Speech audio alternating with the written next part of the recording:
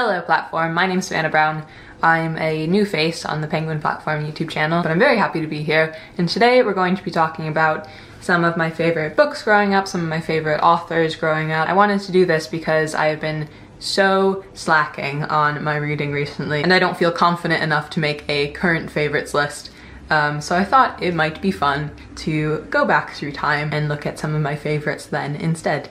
Cool. We'll start with elementary school. I loved reading growing up. I was one of those kids who would try and read while the teacher was talking, but like do it under my desk so they wouldn't see. And one of my favorites to do that with was Goosebumps. I loved Goosebumps. They weren't very long books and I was a pretty quick reader, so I'd just stack them up and in an afternoon would just go through all of them. Notable titles include Night of the Living Dummy, classic, Say Cheese and Die, One Day at Horrorland.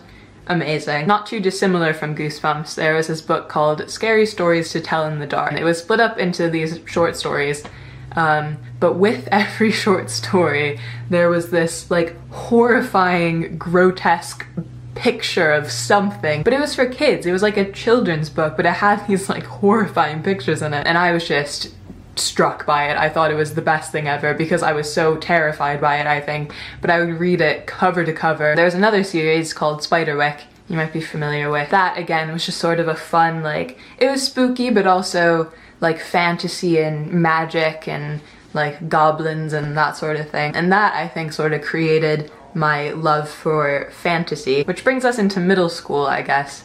I devoured young adult fantasy like it was candy, and like looking back on it, it was all sort of fluff. Like they weren't hard reads, but they were just so like fun, and they just took me out of everything. I remember like the elation I would experience when I sat down with like a big young adult fantasy novel. One of my faves, Inkheart. I loved Inkheart.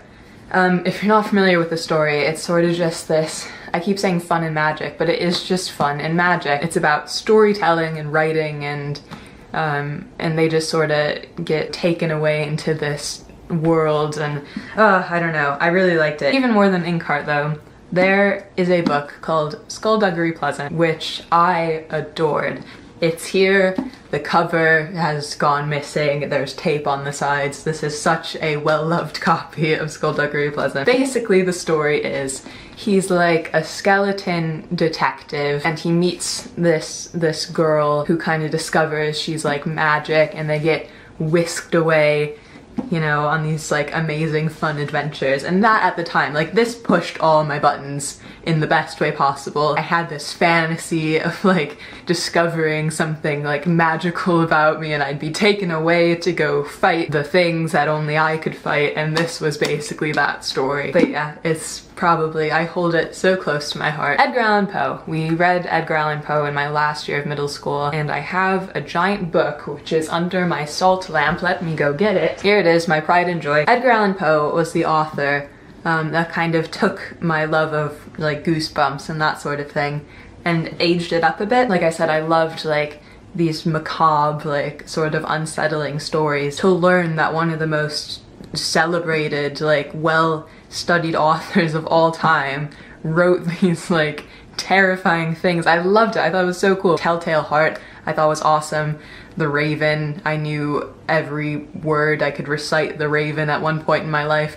Not anymore, but I used to be able to. Yeah, I just loved all of it. But a lot of people don't know, I don't think, that Poe, like alongside his creepy stuff, also did like loads of nice romantic poetry. I found myself really liking all of that too.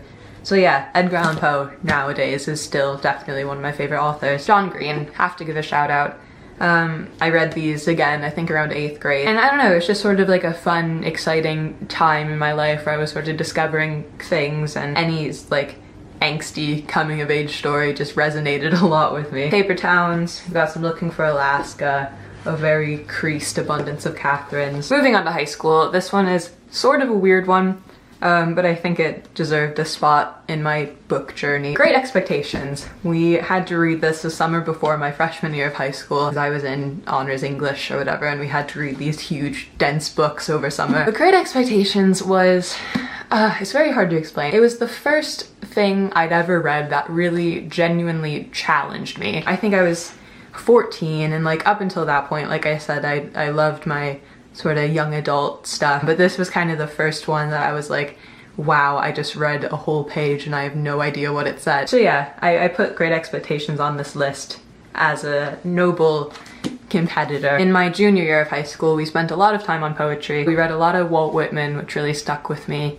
There was a poem called A Noiseless Patient Spider, which I really liked. And then that was kind of the first time I was properly introduced to E.E. Cummings. I had read some of his stuff before, but that was the first time we had really sort of gone over it and studied it. And now I love E.E. Cummings. He's the one alongside Poe that I say is my favorite, or two of my favorite authors. And if you're familiar at all with my poetry, you'll know that I love E.E. Cummings. I take so much inspiration from his stuff. Not only like subject matter, but also just how I structure poems now. I thought the way he did that was really interesting and, I don't know, just different. And then Allen Ginsberg was really my initiation into beat poetry. We read Howl and I was like, this is crazy. I'd never read anything like this.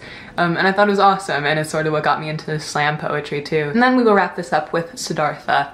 I read Siddhartha in my senior year, and it was really cool. It's a very cool book to spend a long time on. We spent a month and a bit on it, I think, kind of doing like group discussions every day. It changes the way you think about things and look at things. We read a lot of heavy things in my AP English class, but I think out of all of them, Siddhartha was by far my favorite, and is a book that I still definitely think about from time to time. So yeah, those were some of my favorites growing up. Thank you, Penguin Platform, for having me. It was a lot of fun, and thank you guys for watching.